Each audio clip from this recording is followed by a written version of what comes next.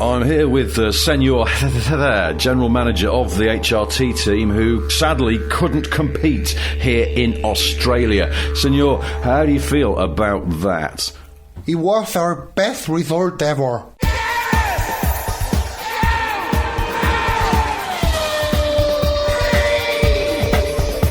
Hello and welcome to Gareth Jones on Speed, or perhaps it should be good morning and welcome to Gareth Jones on Speed as we record at 4 minutes to 9 on Sunday morning. We've just watched the Sky coverage here in the UK of the first race of the 2012 season, and I'm thrilled to say I had the company of Richard Porter and Zog for it. Morning, fellas. Good morning. Good morning. Maybe I should talk a little more quietly. I've been up for 5 hours, you see. I'm sort of mid-afternoon mode right now. Was the race worth getting up for? Oh, yeah. First race of the season, great finish, not so much at the front, but that was quite an exciting little scramble for 6th, 7th, 8th and 9th. Yeah. It's nice when sort of things are going on. Things were definitely going on, which is good.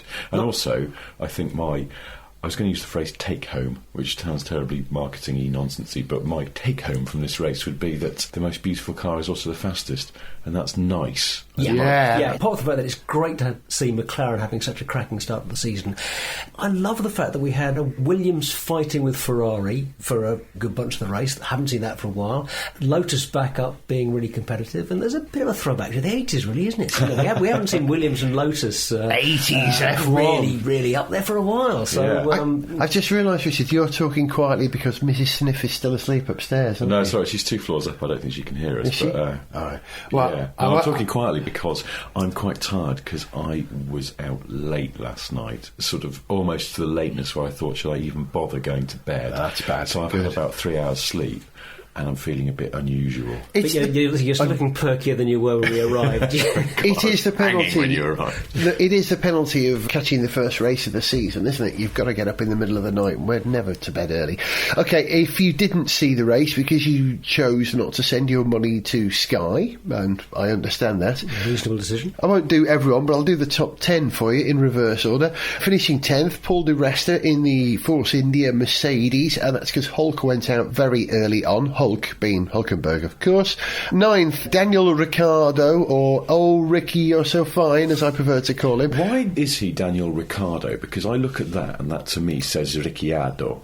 He's of Italian descent, isn't he, though he's Australian? Well, as a man who used to drive a Lancia, I look at that, it says Ricciardo. Ricciardo. No, Ricciardo. Is it with 2 C's though in Italian? I thought it was Ricciardo. And of course, the smileyest guy on the circuit at the moment. He was dead happy, wasn't he? Never seen him, you hardly ever seen Home Grand Prix. A grin in his face. Perez finished 8th. Kobayashi finished 6th. Hooray for him. Alonso finished 5th. Boo for him. Yeah, you missed out. The Kimster. Raikkonen. Shot over him. Yeah, right. Raikkonen, that's what they call him over there, is it?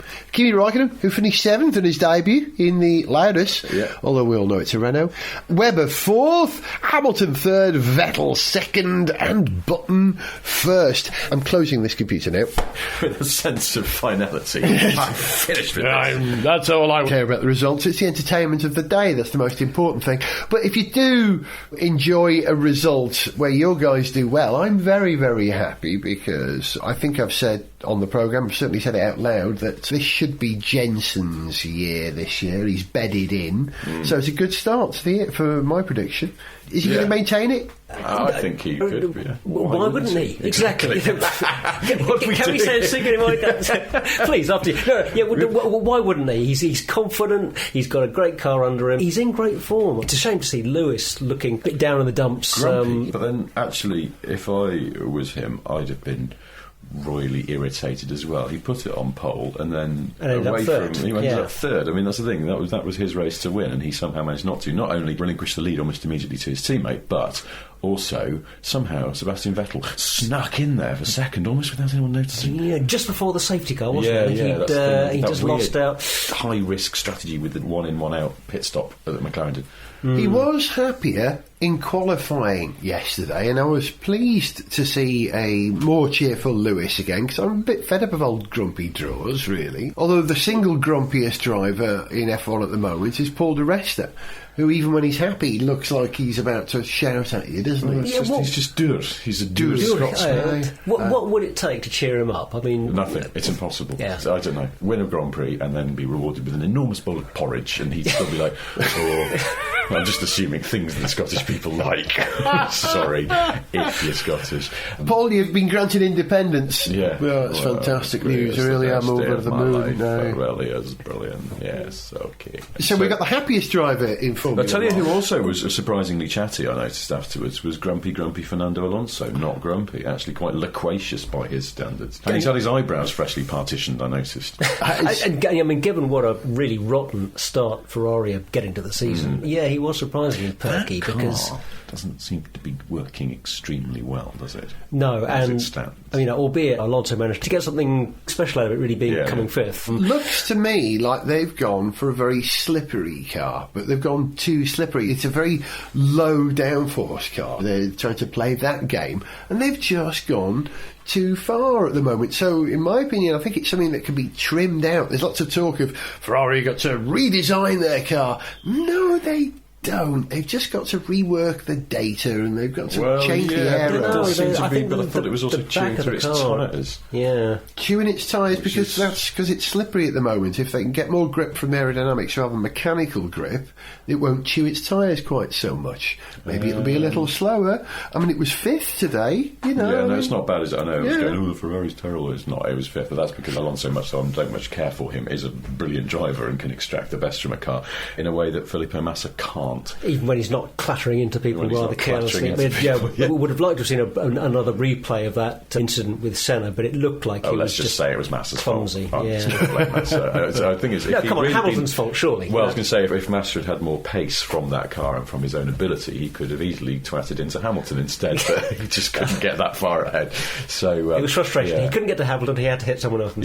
Okay, so we've got the most frustrated driver on the grid, right? We've got the happiest, Grosjean. Grosjean was happy. He was smiley. Was he? Ricciardo. The most unexpectedly chatty, Kimi Raikkonen. Yeah. What is he most talking about? Incomprehensibly chatty, though. It was like a baby, wasn't it? His noise. Something about blue flags at one point. He was complaining. I think he thought he was getting blue flags. He'd forgotten what blue flags were for. Right. Or something. And where his co-driver was sitting alongside him, shouting 60 left, 70 right. But it was good to have Kimi there. It's a shame that he didn't finish better than he did. And a shame that Grosjean was knocked out so early, because that was stellar qualifying performance. If only he had a chance to finish the race, but there you go. But I'm sure we'll be seeing a lot more from Lotus this year. Yeah, so. Looks like it. Yeah. So, if we were going to put money on someone for the championship, I don't expect you to get this right, having just seen the first race, but just out of interest, is it going to be Jensen, or are we going to see a Red Bull fight back, or will Ferrari recover? It's not going to be Mercedes, is it? Whose championship is it? No question I'd be putting money on McLaren for the championship, and probably on Button. It's the easy, obvious thing to do, but McLaren tend to develop a car pretty well during the season. They've got the quickest car at the moment, and Button's in great form. I don't know. We've only seen one race, so I'm going to put my money on a surprise comeback from Jean Alesi in a Prost, because the odds on that will be amazing. 1,000,000 to 1.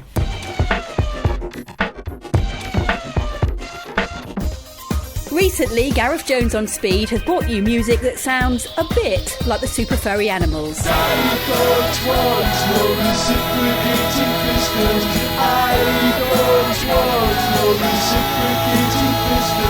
I'm banging on about it, nobody listens. Let's say goodbye to reciprocating pistols. Something that sounded vaguely like the Mighty Wah. No more tattoos, no more work to rule. The Mersey motor makers, they ain't no fool. They're building cars again in Liverpool. They're building cars again in Liverpool. And a piece of music that, if you squint, might have been John Fox. I have all accessories that I need. An iPod and connecting lead. Car alarm immobilizer. a mini moog synthesizer, but my car won't go. Still my car won't go. However, we are sorry to report that it's not over yet. Coming soon to this podcast, a loose impression of Elbow.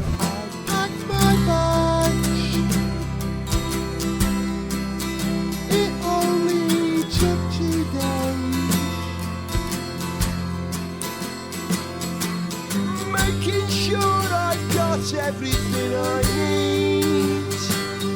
A tent, coat, shorts, boots and a hat and binoculars that can see me through the wind. I know I said I'd do those things for you. Build a kitchen flat, paint the kids' room again. I will be back for our anniversary. A sloppy Buddy Holly. Now I've got twice as much grip. I've got a roof over my head, room for more than just one passenger. And if I crash I won't end up dead. I know the truth, and so do you. 4 wheels are better than 2. If 4 wheels are better than 2. And a frankly ridiculous Tom Waits. There are 3 cars on the moon, designed and driven by a loon. I hope we get to see them soon. Driving cars on the moon. Driving cars on the moon. Call out a Grand Prix. Okay. Gareth Jones on Speed. Stupid songs sung badly. But they are about cars. Gareth Jones on Speed! F1's undergone a fairly massive change. Well, here in the UK, for the first time ever, we have to pay if we're going to watch every single race of the season live, and we have to pay our money to Sky. So mercifully, all 3 of us have access to Sky. Some of you out there, I'm guessing quite a large number of people, won't have seen the race live on Sky, because watching the Twitter stream was a lot quieter than it normally is, even for this race at this time of the night, which means a lot of you haven't seen the Sky coverage, which I have to say is really blooming good. To be fair, they are in many ways picking up where the BBC have left off, and they've gone a bit down this Sky Avenue, which I will describe in a moment, but not so far. The basic premise of having a presenter, someone, who was it on Twitter today, described him as Little Jake. Yes, George Lazenby. That's right. The 4th best Bond, but now a very good F1 anchorman. It's great that failed Bond actors can now take on a role in Formula 1. Yeah, I think if George Lazenby keeps this up, he may even get a guest slot on Tim Dalton's World of Sports, which has all around roundup of palotta and tractor pulling and those other things no one bothers with. What was the Irish Bond? What was his name? Pierce Brosnan. Pierce Brosnan. Yeah. He's getting down this Alan Partridge route. He's doing Gaelic football, is he then? Tim Dalton was the Welsh Bond, wasn't he? That's right, F. Colin Burke. Licensed to kill. So you've got little Lazenby there, who's very good. He doesn't look as cool and as relaxed as Jake Humphrey does when he stands there. He's got a very laconic tone, isn't he, Jake? You realise, and he brings the whole thing down. Whereas Simon Lazenby looks a little bit concerned and Damon looks a little bit worried, doesn't he? They've got Damon Hill, who's excellent in his own way, but does constantly look perturbed by something. I saw him smile once during the whole of the coverage. And that's when he thought the cameras weren't on him. Yes. I'll squeeze out a smile while no one's looking. But yeah, he does. He always looks perturbed. But you've got the mighty Brundle there, who's still saying the same intelligent things that he ever did. And to be fair, having Damon there is a good replacement for DC and Eddie Jordan in one, a little bit more efficient.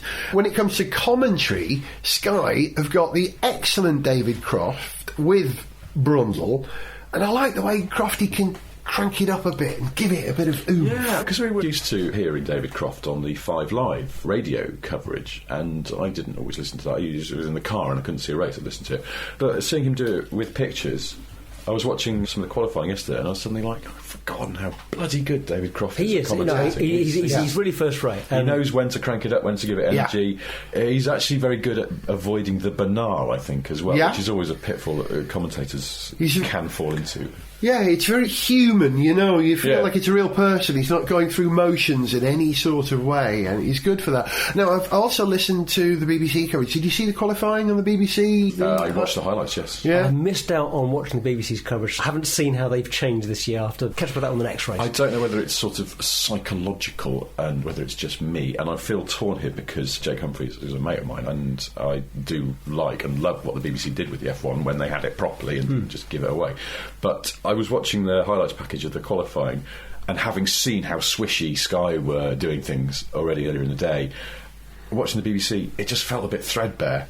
It felt like being at a party knowing there's a bigger, more lavish, exciting party in the next room. It was just a bit down somehow. One of the things that did particularly impress me about the Sky coverage, and having said that, during some of the Sky coverage, it felt very familiar because of David Croft's voice, which, you know, the Sky Radio 5 commentary myself, and Brundle and all that. Yeah, there's all the familiar. And Davison as well in practice, that was very familiar. Yeah. But I really like what they're doing with Anthony Davidson and George Thompson with their interactive screen and pulling up details and sort of overlaying some graphics, and Anthony Davidson is pulling down a little clip and going frame by frame through an incident, analysing it, pointing out exactly how an incident developed on track. But I thought that stuff was great, and that was a good step up from some of what the BBC was doing last year, I thought. The only thing is, I apologise to everyone who's listening who hasn't seen Sky and doesn't give a monkey's arse about this, but there's something that bothers me about that little room they have where Anthony Davidson does his very good analysis with Georgie Thompson, who's also very good,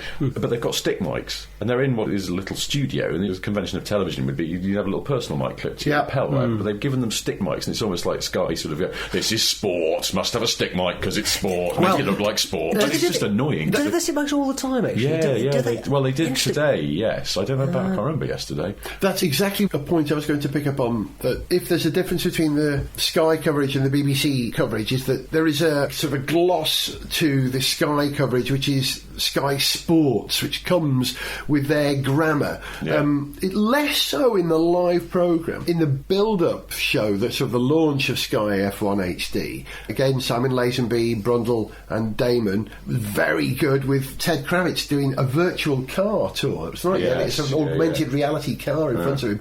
Now, that was all fine, but there was another Sky programme. I'm afraid I don't know the name of the host, but the 3 guests on the show were the guy who's the team principal at Force India, Eric Boulier, the single Frenchest man in motorsport. Yes. And more competition this year. True. We've got Van and Peak in there. So. And they also had our mate Johnny Herbert there. And it was a horrible programme. Did you see this? No. The sport veneer most came through in this one programme, where basically the presenter said to each of the guests, well, who do you think's the man to beat? Is it Vettel? Is Vettel the man to beat? And Johnny Herbert said, probably Vettel's the man to beat. Well, OK, man from Force India, Vettel's the man to beat. Is Vettel the man to beat? That big sport talk. It's that's horrid over-analysis of things, you know. And I know F1's a very technical sport, and you can talk about it for ages. Somebody on Twitter, very funny, said the Sky F1 post-race analysis and chat was going on so long it would just seamlessly blend into the preview show for the next race. They'd actually have to start doing links from the airport and then on the plane. Right? And I see 2 rows ahead of me on this flight. There's Christian Horner. Let's go forward and have a... he's having his meal. No, he's sleeping. Leave him. And we'll just have a look at the analysis. And of course, he's in the second row, which is a great advantage for practice in the next race. Yeah, and they've got Anthony Davidson lugging his massive iPad thing to the airport, still trying to do stuff on it. There's a risk of it being stretched a little bit. Just a little bit, over-analysis. But as far as I'm concerned, the Sky Sports thing, the graphics that make a noise when they go on the screen, stop that. They don't do it during the race because they're taking the the F1 generic graphics. But during the Beeb did that as well in the qualifying thing in their sort of packaging out the teams. That. I didn't notice them doing ridiculous. That. I find graphics that make a noise slightly unnecessary and annoying. It was like watching Banzai. Yeah, well, that was sort of it's fine when it's done in a silly way, but when it's just let's take it off. I think it's about getting the right sound at the right level. I don't really watch football, but I have sat in a room when, like, my brother's been watching football on Sky Sports, and actually there's a noise they have on their graphics, or had, that sounds like something else. I can't remember what. It sounds like a text message alert or something like that, and I'm just constantly checking my phone. It's like, I just bought one of these air fresheners that detects when you walk past and sprays, but it sounds like you've just trodden on the cat. It goes it's like that moment in that's random sound in Dancing on My Own by Robin, where a phone rings in the background. Yes. Every time it happens, I think of the phone ringing. Songs that have got police sirens in that you're listening to in the car, and you suddenly go, And listen, talking about audio, Sky did a thing at the end of their coverage called The Sounds of F1, where they played us a montage. There's an awful lot of montages on Sky. Less in the race coverage than in the build-up. Yeah. In the build-up, it was, we just got time for a montage before the next montage. Bit too much. Let's have a montage of our montages to see where we... It's coming. It's coming. By the end of the season, it'll become one long rolling montage channel. But the audio montage was interesting. It was good. I liked it. No commentary. It was like, we've got to fill some airtime. But you got to hear the sounds of tyres when Alonso spun. Yeah, no, that was an odd one. It almost sounded dubbed on, but I'm presuming it wasn't. They just isolated that sound and acted up a bit. They just took the sound from that mic rather than, as you say, taking sort of the general audio feed. That's it, isn't it? There's always a sort of Atmos sound on races. Yeah. They take the camera mic, but then they sort of take a general noise of cars going round. So because just that one channel. So they're isolating each of the channels, like we do with cameras in television. You'll ISO one camera, so you got a continuous feed of that camera, regardless of what you're cutting live. And they've done the same with audio, and that's a first. The other stylistic thing I think Sky did nicely, which, Richard, you pointed out, is probably a nick from an advert, isn't it? Where the graphics on screen, if you see Kimi Raikkonen walking down a corridor, the position of that graphic is tied to Raikkonen's movement through the frame, left and right, so it seems to track with him. And it puts like the motion text... tracking thing. Motion tracking. It puts the text in the picture as opposed to on top of it, and that was lovely. I enjoyed that.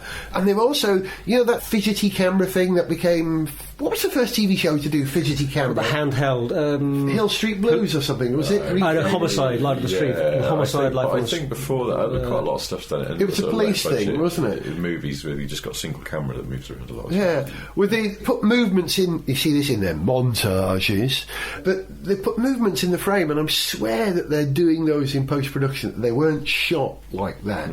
Stylish, it gives it a bit of oomph. There's a lot of very strong ideas in the Sky coverage, isn't there? Very strong. I think my three things I would like to change: less noisy graphics, because there's just no need. Yeah. Knock off the stick mics, again, no need. It's a minor thing, but it just sort of, I find it a bit, look at me being a sports presenter. Just give Anthony Davidson both of his hands to operate his massive iPad.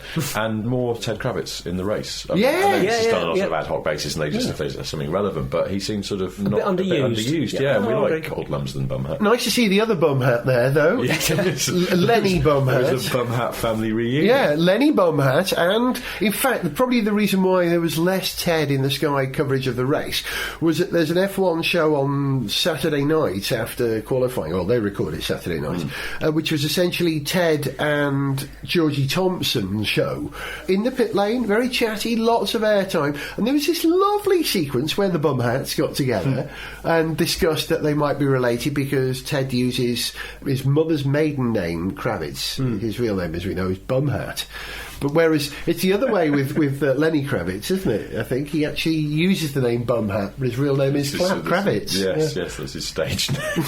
I'm very confused now. So, if you were going to score Formula One, out of 10 for the first race, your scores, Og, and a reason in 3 words. I will to give half points. Yeah, if you want. Actually, I'm going to get an 8 out of 10. 8 out of 10 because it was good. Because it was good, Richard. I'd go with an 8, even a 9. I mean, it's like the excitement of the first race, because it's like, yay, Formula One's back, and I love that. But the actual race didn't disappoint. They're really nice, because it's interesting. You're seeing suddenly, like, Williams, I think they've got a decent car this year, unlike last year. Lotus, wow, going well. And Kimi clearly hasn't lost his ability completely and forgotten how to drive a Formula 1 car, even if he has forgotten what a blue flag means. So, yeah, no, I don't know, exciting. I liked it a lot. It was good. It was maybe just a tiny bit too sort of predictable at the front. His Button wasn't being challenged enough for the lead. I think we can't give it more than an 8. But as you say, we had all that interest further down the field with teams like Williams coming good, which we've been wanting to see for a while. So, no, it's good. Good start. I think this is a unique moment in Formula One, because there are, in fact, 2 seasons this season. Did you know this? There's the season for those of us who can see it on Sky and watch it live. There's the live F1 season, which Jensen is now leading. And there's also the season for those who don't watch it on Sky, who only see the races live that are on the BBC. So there will be 2 champions this year. One of them might be Jensen Button. Who knows who the other one might be? Well, also, I suppose when we get to the first race of the BBC are going to show live, and Sky will still have it live, who do you watch? Oh, and the competition of the... I'm going to watch it like Martin Wishmash. Martin say it for me, someone. Whitmarsh. Thank you. Martin Whitmarsh watches it, because have you seen his independently operating eyes? I'm going to have 2 monitors. One will be fixed comedian-like on Sky, the other on the BBC. That's why he's so successful, isn't it, Martin Whitmarsh? Yeah, because he can look at 2 freshly milled components at once. And make a direct comparison between them. So you can pack in twice as much in any given day. He's the only man who can do... You've heard of blink comparator? You know, used to find asteroids, near-Earth objects, minor planets. That's how they found Pluto. Exactly. Thank you. I think Martin Whitmarsh is the only person I know who can do a wing comparator, because he has 2 completely independent visions, like a horse. That blinking you were doing, that would have been so much better if we had video on this, but it's not. I think we're probably done now, aren't we? You've been listening to a very overexcited and overtired team of people. One of them was called Zog. Goodbye. The other was called Richard. Goodbye. I was Gareth, and we'll leave you with the tune that we always start the season with. Nice to have F1 back, 2012. See ya.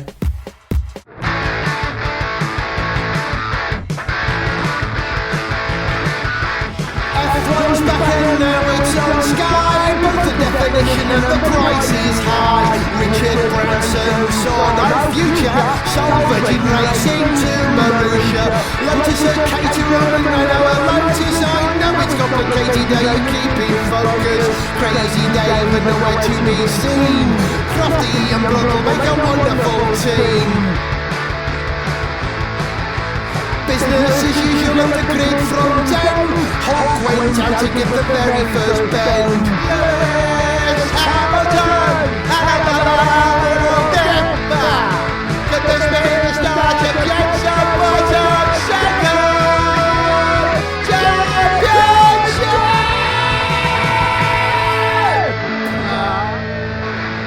To send us an email, see pictures, get song lyrics, join our Facebook fan site or follow us on Twitter, go to GarethJones.tv. Gareth Jones on Speed is made in London by Whizbang. Gareth Jones!